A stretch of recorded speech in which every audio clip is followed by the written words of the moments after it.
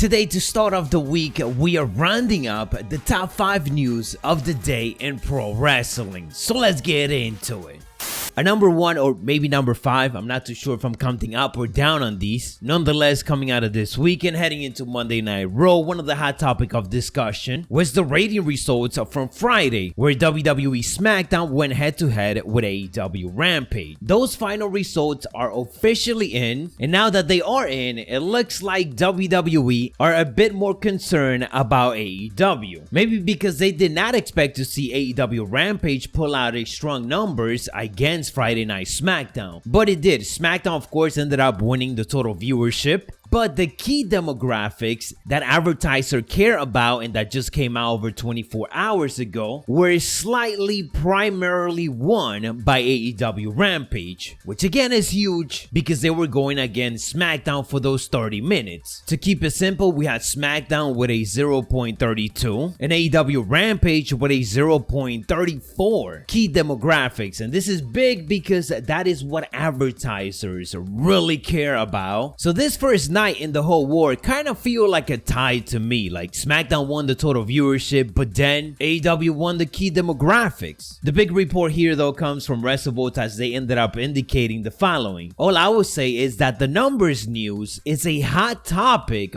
right now backstage. So at this point, WWE is definitely taking notice of how much AEW is able to get done when they're just a 2-year company. And I'm just in the other side of the television enjoying everything because clearly competition is good. We haven't seen Karrion Kross wrestle on Monday Night Raw in a couple of weeks, and it looks like this is due to WWE once again making unnecessary changes. WrestleVotes ended up reporting that WWE is changing up Karrion Kross' presentation once again. Karrion Kross will be more of a psycho yet still calm and cool character / gimmick. Unfortunately for us though, the helmet is apparently going to be staying, but his theme music and entrance will change, and there's still no Scarlet in plan. All of which again is unnecessary changes. If you look at Karrion Kross a couple of months ago on NXT, you would say that this guy could be WWE champion right now and that he doesn't need to change anything. He had that full-on presentation, the entrance, the music, the awesome manager, and everything else. He looks like a real champion, and then when he gets moved up to the main roster, all of this just simply gets stripped away. Much like Keith Lee. Really having my fingers crossed that whatever it is that they're going to be doing actually works, but there's just no point of changing what is actually already working. Talking about changes, we know that Becky Lynch is going to be going to Monday Night Raw and Charlotte Flair is going to be headed to SmackDown. And Ringside News had a very interesting report in regards to this trade. They are reporting the following. We were told that people were talking about how Raw gets Becky, who everyone likes, and SmackDown gets a Charlotte Flair, who is not popular behind the scenes. This was said to be one of the big discussions following the draft, and it looks like the SmackDown brand might not necessarily be too thrilled that they're losing Becky but at the cost of getting Charlotte Flair. I'll keep you guys updated on this, but it certainly feels like maybe Charlotte Flair might have some backstage heat with some roster members, WWE officials, and so on. We know that she's one of the top stars though, so I don't really expect any of that to affect her current championship run or just her run overall. She's likely to still remain on top. Talking about the women's division, here's something absolutely ridiculous. The entire Queen's Crown tournament, which wrapped up during this week's Monday Night Raw, received under 14 minutes on WWE television. And I will remind you that this was a tournament that ended up lasting 3 weeks. The semifinals that we got to see on Monday Night Raw of Doudrop taking on Shayna Baszler, with Doudrop picking up the victory, was the second longest match in the whole tournament with 2 minutes and 46 seconds. I predicted that WWE was gonna get this tournament done in less than 18 to 20 minutes. We're on track to that. The finals is probably gonna be another 3-minute match, maybe 5 minutes, and that's already gonna be quicker than me just watching a match in WWE WWE games, and even simulating a full tournament. And last but not least, I'm a bit excited for this one, but I hope WWE handles it well. New reports indicate that Montez Ford is in line for a major singles push in WWE. All of this comes from WWE giving Montez Ford a trial run as a singles wrestler on a late September episode of SmackDown, which ultimately led to him taking on Roman Reigns. Montez Ford lost the match, but according to Gimme Sport reports, that sources have been saying that WWE sees Montez Ford as a potential top star in the future, and the company continues to consider a singles opportunities for him. The WWE front office has also been impressed by the way Montez Ford carries himself outside of the ring, so that professionalism and of course great in-ring work is showing. All of this also comes after a report indicating that WWE almost split up the Street Profit during the draft, but they decided not to do it just yet. The team is of course focused on the tag team division right now, so don't expect them to split anytime soon. And if anything, because I know how WWE are, they should instead just treat it as a New Day type of thing, where Montez Ford still stays with Angelo Dawkins, because they're such a great team with good chemistry, and they each can still have a singles title run. So there it is, guys, a quick roundup covering the top 5 pro wrestling news of the day. I think it was 5 anyways. If you guys want more, click that subscribe button if you haven't just yet, and I will catch you on the next one.